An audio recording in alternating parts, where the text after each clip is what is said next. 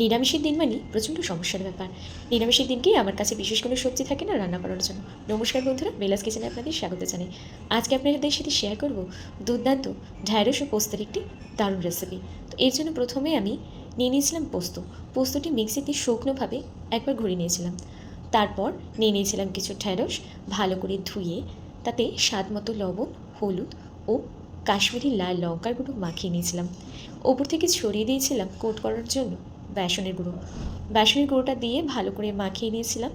এরপর একটি কড়াই বসিয়ে তাতে পরিমাণ মতো রিফাইন তেল দিয়ে আগে থেকে কোট করে রাখা ভেন্ডিগুলোকে ভালো করে নেড়েচেড়ে ভেজে নিয়েছিলাম। কখনো আমরা ভেন্ডি বলি, কখনো আবার ঢ্যাঁড়স। ভালো করে কুড়মুড় করে ভাজা হয়ে গেলে একটি পাত্রে তুলে রেখে দেবো। ওই কড়াইয়ের মধ্যেই দিয়ে দেবো কালো জিরে ও কাঁচা লঙ্কা ফোড়ন।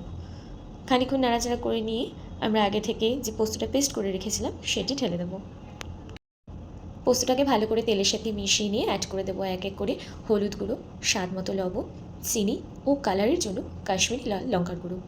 পোস্ত থেকে অ্যাকচুয়ালি কাঁচা গন্ধটা ছাড়ে। যতক্ষণ না কাঁচা গন্ধটা চলে যায় ততক্ষণ ভালো করে কষিয়ে নিয়ে ওপর থেকে ঢ্যাঁড়সগুলো দিয়ে ভালো করে নাড়াচাড়া করলে রেডি হয়ে যাবে আজকের রেসিপি ঢ্যাঁড়স পোস্তকারি। ভিডিওটি ভালো লাগলে অবশ্যই লাইক, কমেন্ট, শেয়ার, চ্যানেলটি সাবস্ক্রাইব করে দেবেন।